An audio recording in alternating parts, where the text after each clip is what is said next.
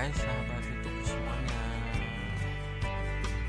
Sekarang kita berada di pantai Lampu Aceh, di mana pantai ini terletak di ujung kota Banda Aceh.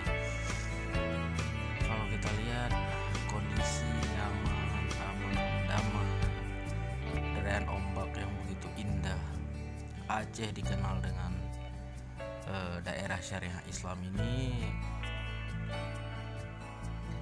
Di sisi lain kalau kita lihat dari menghasilkan kopi, pantainya yang indah, pokoknya luar biasa deh Aceh. Harus kita anggap inilah kepingan surga.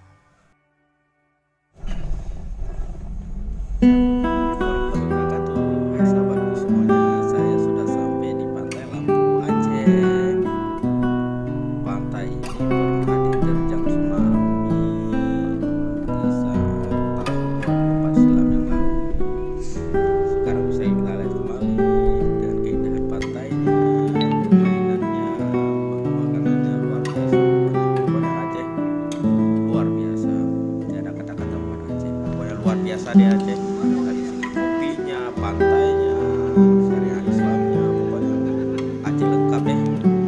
Oh ayo kita ingin kepala itu.